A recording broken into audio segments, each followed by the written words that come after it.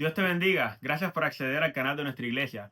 Nuestra meta es poder alcanzar a muchas personas para Cristo. Y la mejor forma en la que tú nos puedes ayudar es compartiendo este mensaje con otras personas. Al final de este video, te agradeceríamos mucho si le das like y te suscribes para que así no te pierdas ninguna de las próximas enseñanzas. Que Dios te bendiga y te dejo con la prédica de hoy. Hermanos, abran sus Biblias en Mateo capítulo 1. Y vamos a estar leyendo el versículo 18 en adelante. Mateo capítulo 1, versículo 18 en adelante. Como algunos de ustedes ya saben, nosotros hemos estado haciendo una serie de estudios bíblicos basados en el Espíritu Santo. Y quería aprovechar de que estábamos hablando acerca del Espíritu Santo para hablar precisamente de que Jesucristo fue concebido por el Espíritu Santo. Hablamos de que nosotros hemos nacido del Espíritu, nosotros llevamos un fruto que da el Espíritu, pero hoy vamos a ver cómo Jesús fue concebido de manera milagrosa por el Espíritu Santo. Mateo 1, del 18 en adelante. Dice el versículo 18: El nacimiento de Jesucristo fue así.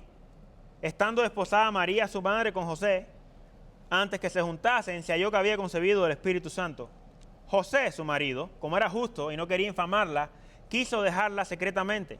Y pensándole en esto, he aquí un ángel del Señor le apareció en sueños y le dijo: José, hijo de David, no temas recibir a María tu mujer, porque lo que en ella es engendrado del Espíritu Santo es. Y dará a luz un hijo y llamará su nombre Jesús, porque él salvará a su pueblo de sus pecados.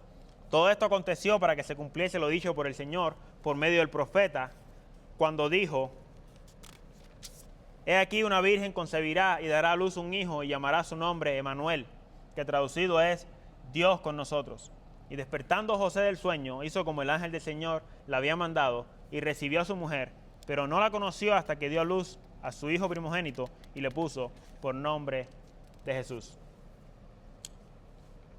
Si estás relacionado con la historia que registra la Biblia, sabrás de que hay algunos nacimientos asombrosos y milagrosos en las Escrituras. Por ejemplo, el nacimiento de Isaac. Su madre Sara era una mujer estéril de casi 100 años. Dios abrió su matriz y ella pudo quedar embarazada a una tan avanzada edad. La esposa de Manoa, que también era estéril, Dios abrió su vientre y ella pudo dar a luz a Samson, el hombre que la Biblia registra, el hombre más fuerte de la Biblia, que él pudo despedazar a un león con sus propias manos, sin armas. Mató a 1000 hombres él solo en una batalla y luego derribó un templo pagano él solo con la fuerza. También está el nacimiento del profeta Samuel. Su mamá Ana no podía quedar embarazada porque Dios no le permitía quedar embarazada, pero ella le rogaba a Dios poder tener un hijo y Dios abrió su matriz y ella pudo quedar embarazada, una mujer estéril.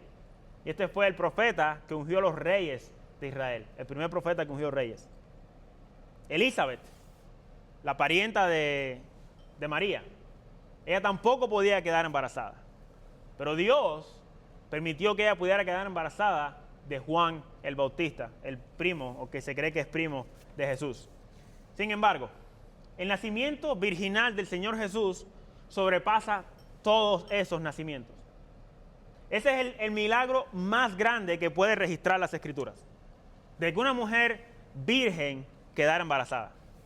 Las religiones paganas han falsificado también nacimientos milagrosos.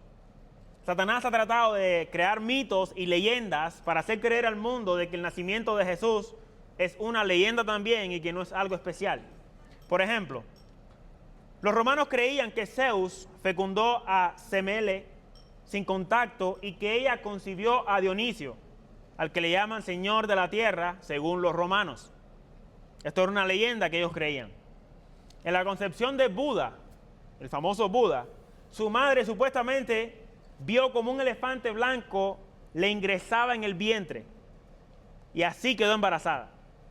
El hinduismo cree que un dios pagano llamado Vishnu descendió al vientre de Devaki y nació como su hijo Krishna. Eso después de haber reencarnado como pez, como jabalí, como tortuga y como león. De manera que este dios pagano se metió dentro de una mujer y nació como un niño y él mismo se puso hasta el nombre. Existe incluso una leyenda de que Alejandro Magno, el guerrero, tuvo un nacimiento virginal por el poder de Zeus mediante una serpiente que fecundó a su madre Olimpa, y así ella quedó embarazada. Y hay muchos otros mitos que Satanás ha creado para hacer creer que el nacimiento de Jesús no fue único ni especial y que es una leyenda. Una de las razones que Mateo escribió este evangelio fue para una defensa, una apología de eso que ellos estaban atacando. Ellos atacaban precisamente el nacimiento de Jesús, porque atacar el nacimiento de Jesús es atacar su divinidad. Es atacar de que Él es un hijo legítimo, directo de Dios. Por ejemplo, muchas veces trataron de difamar a Jesús porque decían que Él había nacido de fornicación. Ellos decían que María había quedado embarazada por un soldado romano que abusó de ella y estaban tapando lo que había sucedido para decir de que el niño nació de un milagro, que era un hijo ilegítimo con un soldado romano. Pero fueron las afirmaciones de Jesús las que molestaban más a los líderes judíos en Israel en el tiempo de Jesús. Tanto eran las afirmaciones de Jesús de que Él era Dios encarnado, que ellos querían matar a Jesús, hasta que lo terminaron logrando. Por ejemplo, en Juan 5:18 dice, por esto los judíos aún más procuraban matarlo, porque no solo quebrantaba el día de reposo a sus ojos, sino que también decía que Dios era su propio Padre, haciéndose igual a Dios.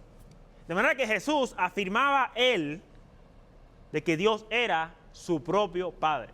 No es como decimos, bueno, Dios es nuestro Padre porque Él es el Dios de la creación. No, sino que Él fue engendrado directamente de Dios. Y la Biblia relata con muchos detalles que Jesús tiene que ser Dios encarnado. Él tiene que ser Dios encarnado. Su nacimiento virginal, su muerte expiatoria, su resurrección, que Él resucitó por su propia cuenta, y luego su ascensión al cielo. Desde su nacimiento hasta su ascensión es evidente de que Jesús es el Hijo de Dios.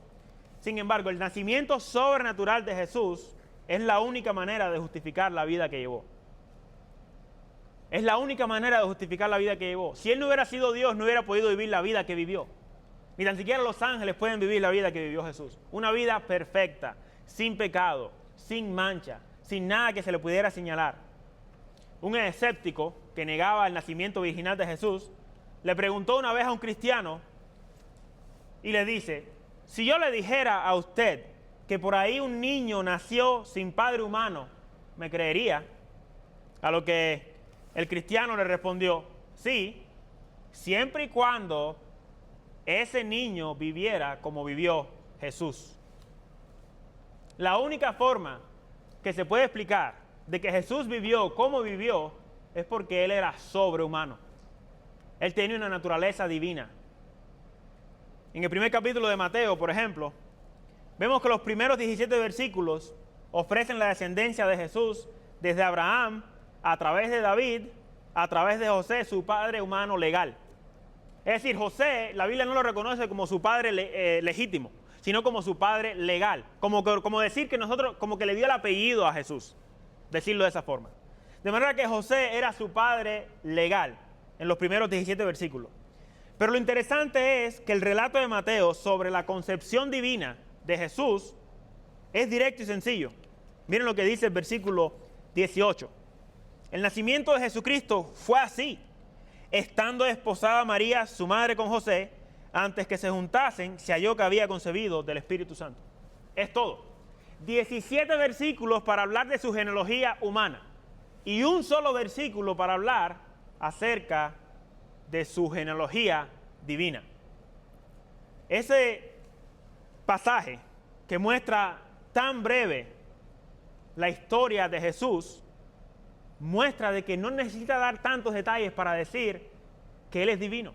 De manera que la Biblia no empieza a dar justificaciones de inventar cómo fue que Jesús vino a encarnarse, sino que dice simplemente Él fue concebido por el Espíritu Santo.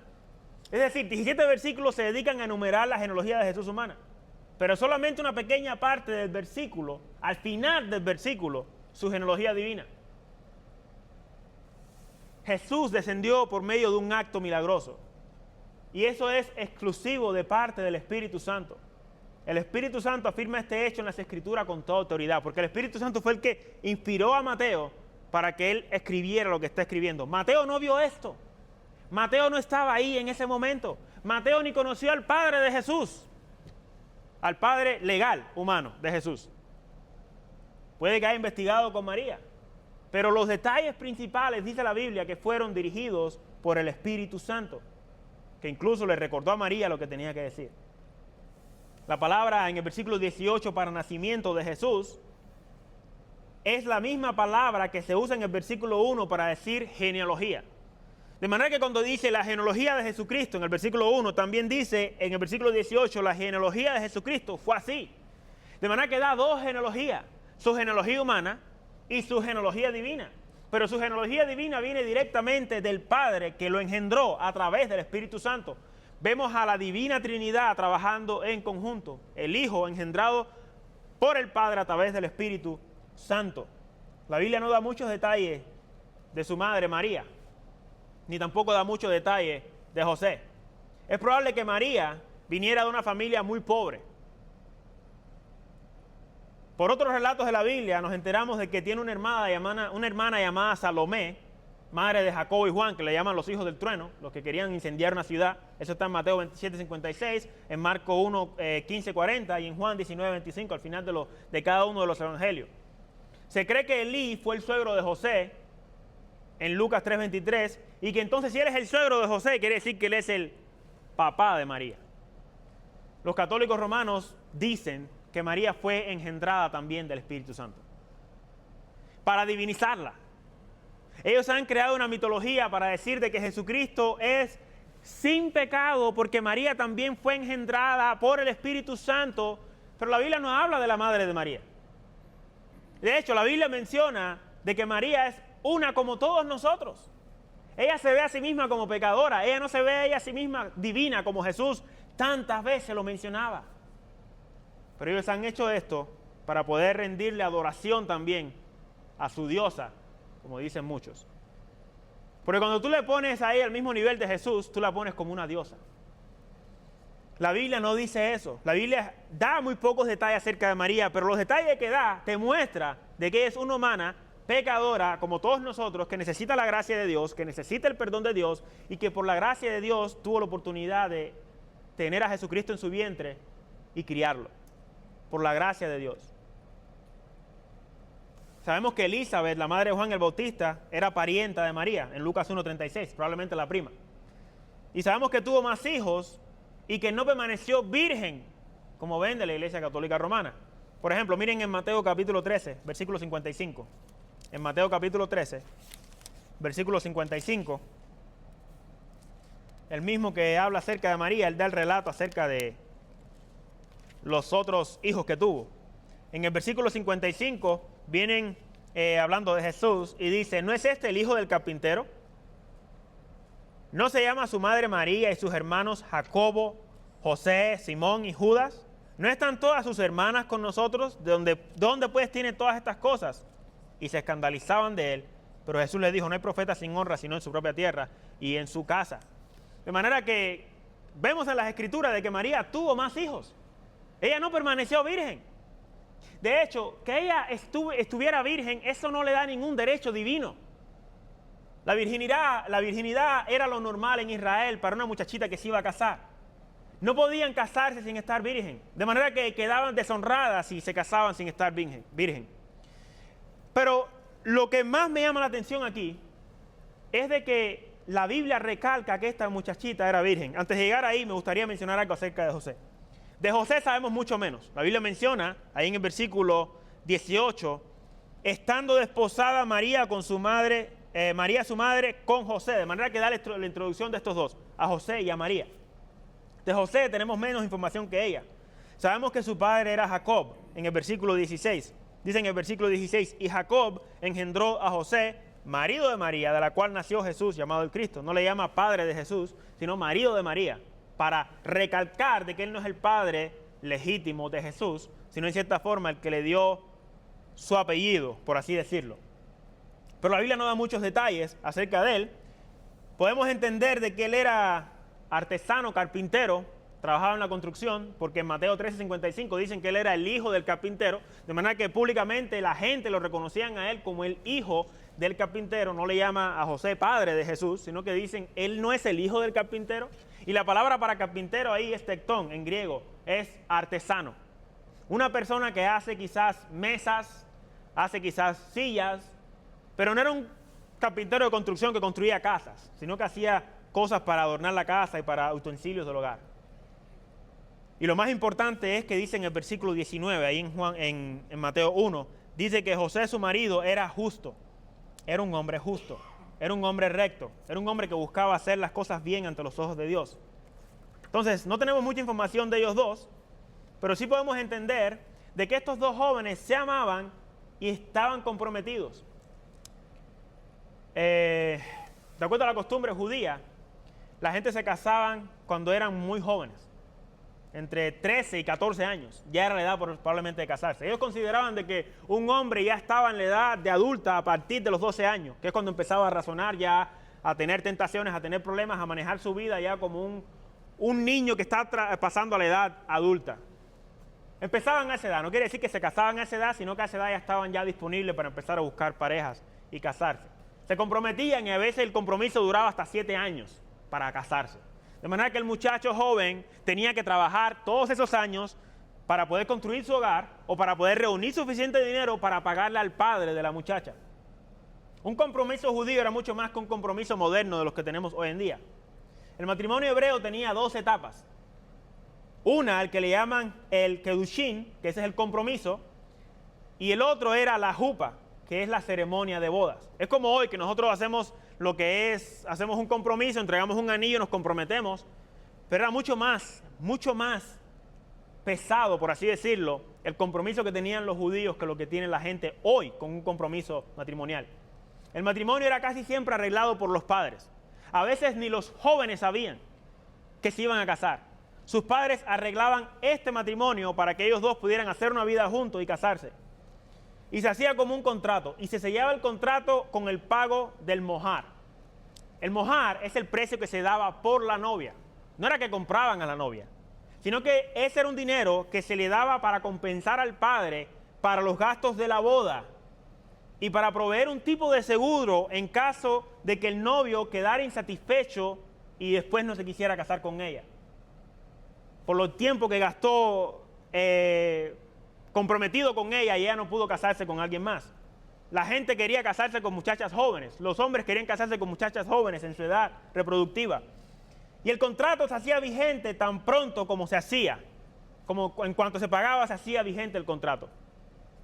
El hombre y la mujer se consideraban legalmente casados en el momento que estaban comprometidos, pero sin llegar a vivir juntos, sin llegar a tener contacto sexual, y tenían que permanecer así hasta el día de la boda, pero ya se consideraban comprometidos uno con el otro, fiel uno al otro, antes de llegar a casarse. Así de estricto era el matrimonio judío. Y esto podía durar 1 año, la planificación de la boda, o podía durar hasta 7 años la planificación de la boda, depende del tamaño de la boda que querían hacer y los gastos que querían hacer entre ellos. Y entre ese tiempo no tenían ningún contacto entre ellos a veces. Apenas se visitaban, apenas se veían.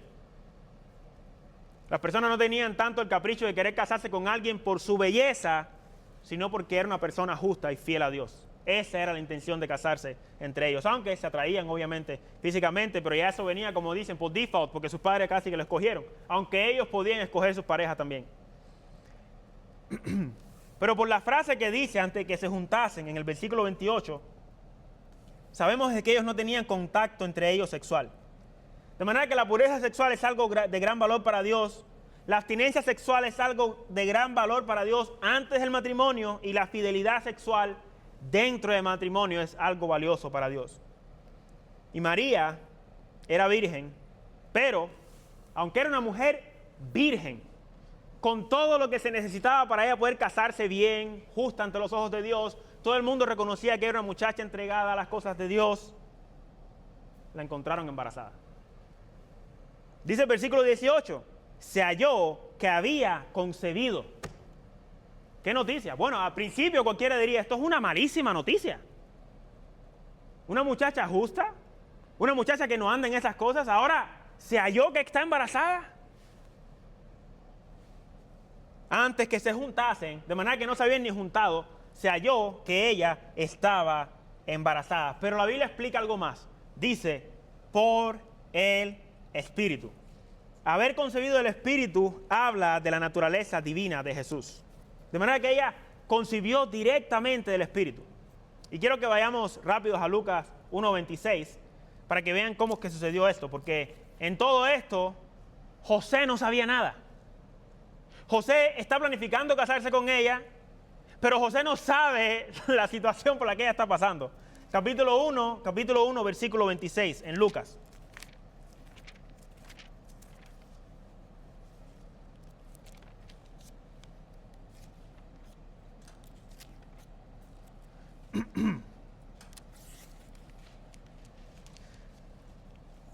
Dice, al sexto mes, el ángel Gabriel fue enviado por Dios a una ciudad de Galilea llamada Nazaret, la más pequeña de las ciudades. A una virgen, la Biblia relata y detalla precisamente que esta muchacha era virgen, desposada quiere decir comprometida, con un varón que se llamaba José, de la casa de David, y el nombre de la virgen era María. El nombre María es la traducción del latín de Miriam. Y entrando el ángel en donde ella estaba, dijo, salve, muy favorecida, el Señor es contigo, bendita tú entre las mujeres. Mas ella cuando le vio se turbó por sus palabras, no tanto por lo que había visto, sino por lo que le estaba diciendo. Y pensaba, ¿qué saludo sería este? Salve, muy favorecida.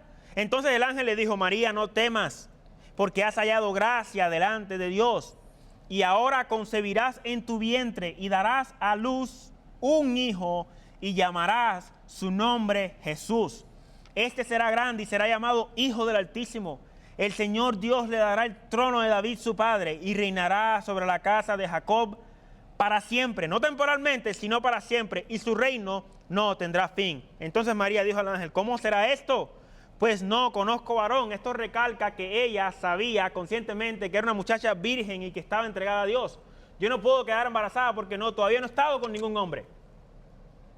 Versículo 35, respondió el ángel, le dijo, el Espíritu Santo vendrá sobre ti y el poder del Altísimo te cubrirá con su sombra, por lo cual también el santo ser que nacerá será llamado Hijo de Dios. Y he aquí, tu pariente Elizabeth, ella también ha concebido hijo en su vejez, y este es el sexto mes para ella, la que llamaban estéril, porque nada hay imposible para Dios. Entonces María dijo, he aquí, la sierva del Señor, hágase conmigo conforme a tu palabra, y el ángel se fue de su presencia. Muchas personas modernas hoy dicen, pobrecita María, Dios abusó de ella porque ella quedó embarazada cuando no quería quedar embarazada. Porque ¿qué mujer quiere quedar embarazada? Porque eso es un martirio para las mujeres. Y María dice, no, hágase conforme tu voluntad porque yo soy tu sierva. Para las mujeres en Israel era un beneficio grandísimo tener hijos. Tener hijos era poder tener hijos que pudieran trabajar para la familia. Tener hijos era como tener una herencia. Es por eso que dice la Biblia que herencia son los hijos. Las mujeres deseaban tener hijos en abundancia y ella poder saber que ahora Dios mismo le puso su propio hijo en su vientre. Ella está maravillada con esto. La cosa es esta. La cosa es que José no sabe esto. La cosa es que esta noticia y toda esta experiencia que está teniendo María, José no sabe de nada de esto. Vuelvan a Mateo capítulo 1. En el versículo 18 dice, antes que se juntasen, se halló que había concebido del Espíritu Santo. José, su marido, como era justo y no quería infamarla, quiso dejarla secretamente. Me imagino que, ¿cómo fue que él halló que ella estaba embarazada? Porque todavía no tienen los meses para verse que está embarazada. Me imagino que ella vino ante él y ella fue la que se lo dijo. Ella fue la misma que se lo dijo. Pero dice el versículo 19 que él no quería infamarla. Él quería divorciarse de ella secretamente. Y esto muestra su amor hacia ella. Esto muestra un amor genuino hacia ella. Él no quería difamarla. Él no quería hacerla ver mal. Él estaba tan enamorado de ella que él no podía aceptar que fuera avergonzada públicamente o que la apedrearan en frente de todo Israel. Él quería hacerlo como se había planificado después del Nuevo Testamento, que a las personas se le daba una carta de divorcio para que la persona que hizo el daño no fuera apedreada y no muriera. De manera que se había planificado un tipo de divorcio secreto donde la gente no se enterara y nadie sabía de lo que había sucedido. Pero él buscaba la forma de dejarla discretamente. Si ustedes ven en el versículo 20, dice, y pensando él en esto. De manera que él se quedó pensando en esto y pensando en esto se quedó dormido. Me imagino que es una de esas veces que uno tiene muchos problemas en la mente y se queda dormido pensando en esos problemas. Porque él decía, ¿cómo ahora me divorcio de ella sin que nadie se entere, sin que sus familiares se enteren? Esto es imposible. Voy a terminar haciéndole daño a ella. Pero yo no quiero cargar con un hijo que no es mío. Ella me engañó con otro hombre. A pesar de que ella le dijo la visión que tuvo posiblemente, él quedó con esto en su mente de que yo no puedo aceptar esto. Yo quiero hacer lo justo delante de Dios. Yo quiero casarme con una mujer fiel, una mujer justa ante tus ojos, Señor. Se quedó dormido y miren lo que dice el versículo 20. Pensándole en esto, he aquí, un ángel del Señor le apareció en sueños y le dijo, José, hijo de David, no temas recibir a María tu mujer, porque lo que en ella es engendrado del Espíritu Santo es. Él le dice bien claro, no temas recibirla. Probablemente porque él tenía miedo al qué dirán. Pero también, quizás por lo que hubiera sucedido con ella. José estaba realmente enamorado de María. Por tanto, ese niño, tú tienes que recibirla a ella, porque ese niño será legítimamente legal tuyo, pero directamente engendrado por Dios. Ustedes los van a criar, ustedes lo van a cuidar, pero ese hijo no les pertenece a ustedes, ese hijo es de Dios. Versículo 21, y dará a luz un hijo, pero el versículo 20 recalca que es del Espíritu Santo. Este hijo es directamente del Espíritu Santo, por tanto es santo este niño, porque viene directamente del Espíritu Santo. Y dice, darás a luz un hijo. Hermanos, quiero enfatizar esto. Solo este hecho es milagroso. Un hijo, varón, masculino. ¿Por qué quiero recalcar esto? Una mujer por sí sola no puede quedar embarazada. No puede, de ninguna forma. Pero supongamos que hay un problema genético, como algunos dicen que puede suceder, que una mujer por un problema genético puede reproducirse por sí sola un bebé dentro de su vientre e incluso nacer. Supongamos que eso llegara a suceder, que no puede suceder. Todavía tenemos un problema. ¿Cuál es ese problema?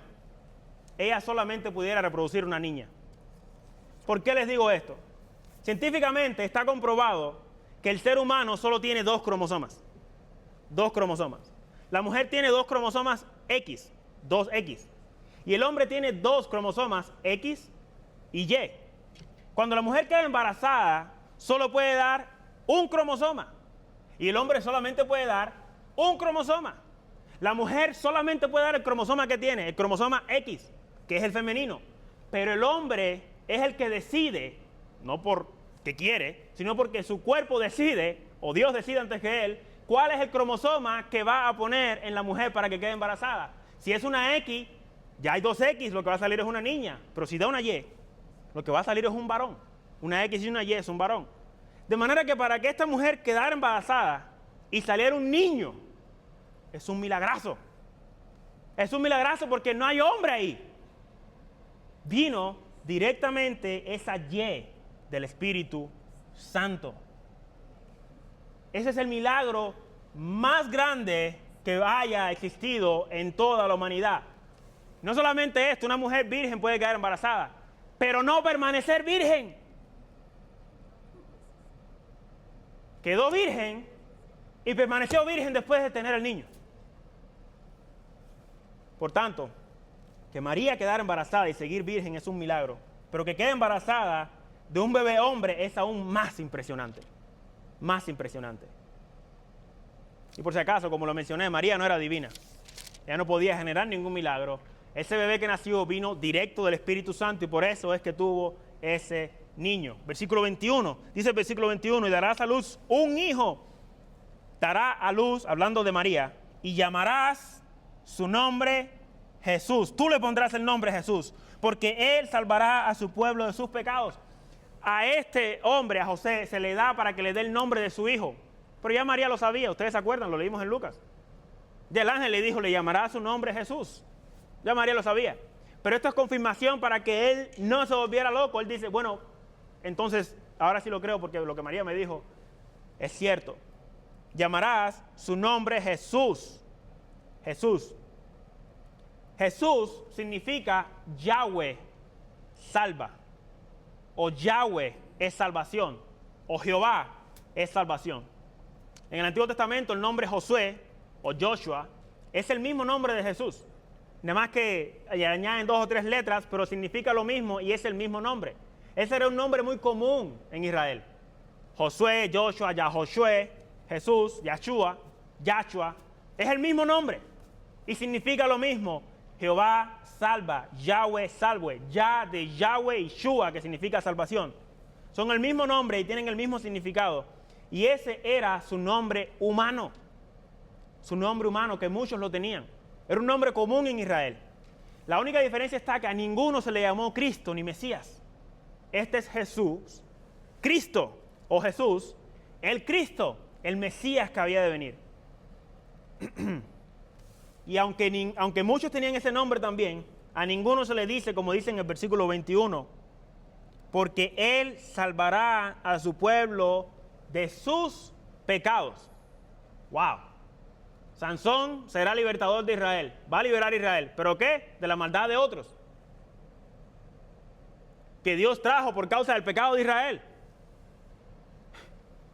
Pero a estos Dios no lo va a librar de la maldad de otros, sino de sus propias maldades, de sus propios pecados. Este Jesús, que viene directamente del Espíritu Santo, los va a salvar, pero los va a salvar de sus propios pecados. Y usualmente era salvar al opresor de otro país, pero nunca del pecado. Nosotros ahora somos ese pueblo, como dice 1 Pedro 2:9, somos pueblo escogido por Dios, real sacerdocio, nación santa. Ese pueblo somos nosotros, porque Él salvará al pueblo de sus pecados. Miren cómo dice, porque Él salvará a su pueblo de sus pecados. Su pueblo, ese pueblo somos nosotros, que nacimos también del Espíritu, y no he llegado ahí, pero voy a llegar ahí. Nosotros también nacimos del Espíritu como Jesucristo. La única diferencia es que no fuimos engendrados en una mujer, sino que nacimos de nuevo porque Él nos transformó el corazón. Pero miren cómo sucedió todo esto, versículo 22. Todo esto aconteció, ¿para qué sucedió todo esto? Todo esto aconteció para que se cumpliese lo dicho por el Señor por medio del profeta cuando dijo, he aquí una virgen concebirá y dará a luz un hijo y llamarás su nombre Emmanuel, que traducido es Dios con nosotros. Eso es lo que significa Emmanuel. Lo único que está haciendo Mateo aquí es traduciéndonos el nombre para que nosotros sabemos lo que significa Emmanuel. Emmanuel en hebreo es Dios con nosotros. Esta fue una profecía que sucedió durante el reinado del rey Acaz, un rey malísimo que hubo en Israel, que llenó Jerusalén de ídolos y estableció culto a Moloch, a tal punto que él sacrificó, mató a su propio hijo en sacrificio a Moloch para su falso Dios. Isaías da la profecía con un doble significado, porque se cumplió una parte de la profecía con Isaías, porque Isaías precisamente también tiene un hijo y Dios le está diciendo que él va a destruir a este rey antes de que naciera ese hijo. Pero esa profecía tiene doble significado porque también se cumplió en Jesús, como dice aquí, he aquí una virgen, como dice el profeta, concebirá y dará a luz un hijo y llamarás su nombre Emmanuel, que traducido es Dios con nosotros. Pasen a Isaías capítulo 7. Isaías es uno de los profetas que más habla acerca de Jesucristo. En el capítulo 7, en el versículo 14, Isaías dice, me llama la atención porque acá se hace el humilde. Voy a leer desde el versículo 12. dice que Dios le dice que dé una señal. Versículo 11, dice el versículo 11. Le dice el profeta a Acaz, versículo 11. Pide para ti señal de Jehová tu Dios. Demándala, ya sea de abajo en lo profundo o de arriba en lo alto. A nosotros nos dicen eso y nosotros empezamos a decirle, no, que la luna se convierta en un oso. No sé, la gente empieza a pedir señales. Pero este hombre se quiere ahora hacer el humilde y miren lo que dice. Versículo 12, y respondió Acaz, no pediré y no tentaré a Jehová. Versículo 13, dijo entonces Isaías, oíd ahora, casa de David, ¿os es poco el ser molesto a los hombres, sino que también lo seáis a mi Dios? Este hombre es tan arrogante que es capaz de hablar así con Dios. Y era un hombre pecaminoso. Si ustedes leen la historia, van a leerlo, lo pueden leerlo con más tiempo después. Pero este era un hombre que se está dando una falsa humildad. Luego dice el versículo 14, por tanto, el Señor mismo te va a dar una señal. Tú no la pides, pues yo te la doy. He aquí que la Virgen concebirá y dará a luz un hijo y llamará su nombre Emanuel. Aquí no lo traduce porque los hebreos entendían perfectamente lo que significa Emanuel. Ella concebirá y dará a luz un hijo y llamará su nombre Emanuel. Una virgen. Lo que era imposible, que una mujer quedara virgen, permaneciera virgen después de estar embarazada. Pero además de darle este nombre Emanuel, Jesús tiene otros nombres. Tiene el nombre Jesús y luego se le da el nombre Emanuel, para que entendamos que este es Dios con nosotros. Si pasan al capítulo 9, hay otros nombres que se le dan a Jesús. Capítulo 9, ya vimos que Jesús significa Yahweh salva o que Jehová es Dios. Luego dice en Isaías 7:14, Emanuel, Dios con nosotros, un nombre hermoso. En el capítulo 9, en el versículo 6, se le da otro nombre a Jesús.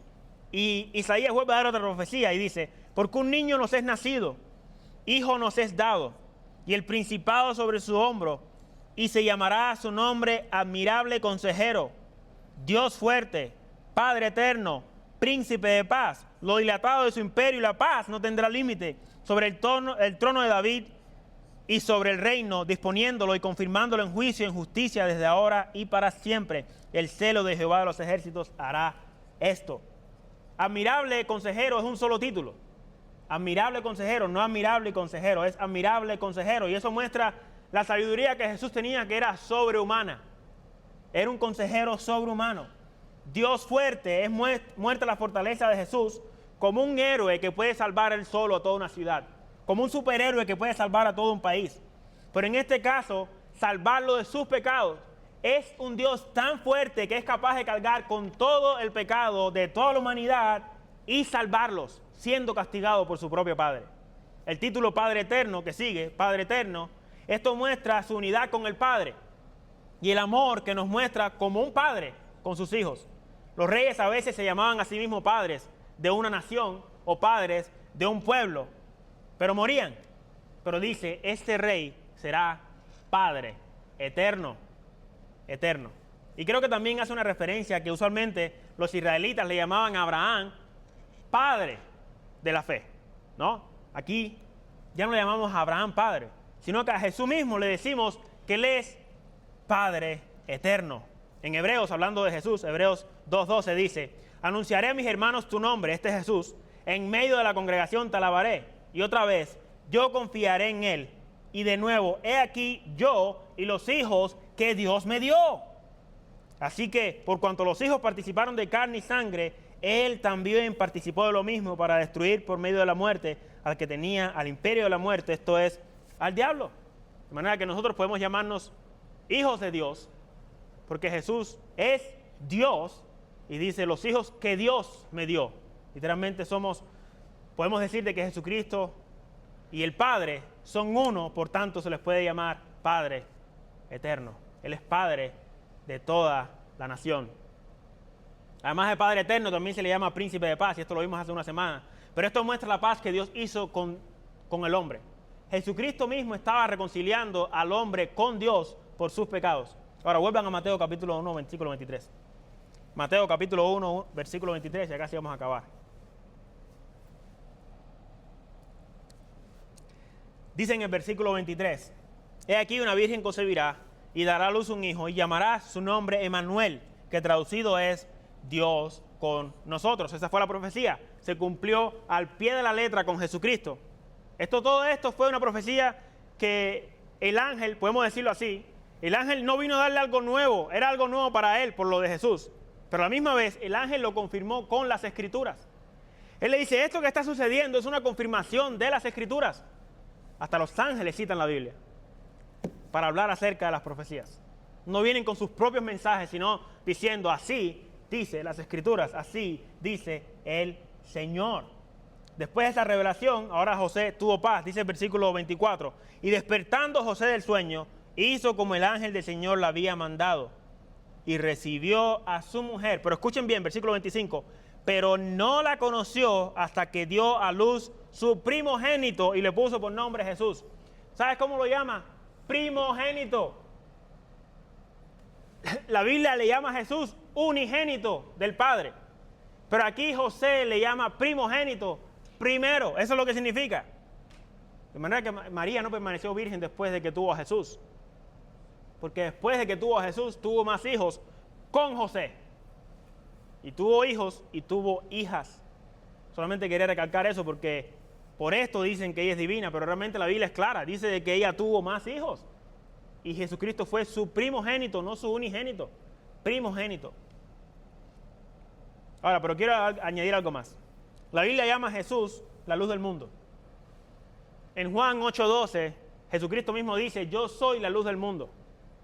Yo soy la luz del mundo. Pero nosotros, como ahora somos directamente hijos de Dios a través de la muerte de Jesucristo, su nacimiento, muerte, resurrección y ascensión, y el Espíritu Santo que ahora mora en nosotros, nosotros también somos luz del mundo. Pasen a Mateo capítulo 5, versículo 14. En el versículo 14, Jesucristo dice esto. Ustedes son la luz del mundo. Una ciudad asentada sobre un monte no se puede esconder, ni se enciende una luz y se pone debajo del almud, sino que sobre el candelero y alumbra a todos los que están en casa. Así alumbre vuestra luz delante de los hombres, para que vean vuestras buenas obras y glorifiquen a vuestro Padre que está en los cielos. Ahora nos llama que somos hijos del Padre. Hijos del Padre. Pero somos luz, porque Jesús es luz. Somos engendrados del Espíritu, porque Jesús fue engendrado del Espíritu. Y ahora el Espíritu viene a morar en nosotros. Por eso la Biblia nos llama santos, porque Jesús es santo. Porque el Espíritu que mora en nosotros es santo. Y nosotros tenemos que hacer la diferencia en un mundo pecaminoso. Jesús vino al mundo para morir por nuestros pecados y salvarnos. Es lo que dice el pasaje, salvarnos. Es por eso que el nacimiento de Jesús es tan maravilloso. Y aunque el mundo lo celebre de manera pagana, nosotros sabemos precisamente lo que significa el nacimiento de Jesús. El nacimiento de Jesús no es un árbol de Navidad. No son las luces. No es un pesebre adornado. El nacimiento de Jesús es, la Navidad es el nacimiento del Rey de Reyes que vino a vivir la vida que nosotros no podíamos vivir y a morir por nuestros pecados. Amén. Vamos a darle gracias a Dios por ese Hijo perfecto que vino a darnos luz y ser luz en este mundo. Padre que estás en el cielo, te damos gracias. Gracias, Dios mío, por la vida de tu Hijo amado. Gracias por permitirnos, Señor, cada año recordar, Dios mío, lo que hiciste con tu Hijo al enviarlo, Señor, por nosotros. Tú nos has dado la herencia de la vida eterna, Señor, y esa herencia está solamente en tu Hijo. Dios mío, perdona cada una de nuestras faltas. Ayúdanos a cambiar, Señor, verdaderamente. Ayúdanos a hacer luz, Dios mío, no ser hipócritas, a ser verdaderamente luz, Señor, en medio de un mundo de tinieblas. Padre Santo, que podamos adorarte con toda nuestra mente, con todo nuestro corazón. Que podamos ser luz en tinieblas, Señor. Límpianos, Señor, de nuestras maldades y ayúdanos, Señor, a poder vivir la vida que nosotros, Señor, con nuestras propias fuerzas no podíamos vivir, Señor, pero con tu Espíritu sí podemos, Señor. Jesús fue concebido del Espíritu, Señor, y tú nos has dado vida, Dios mío, a través de ese Espíritu, con tu palabra. En el nombre de Jesucristo te lo pedimos y te damos gracias, Señor. Amén y amén.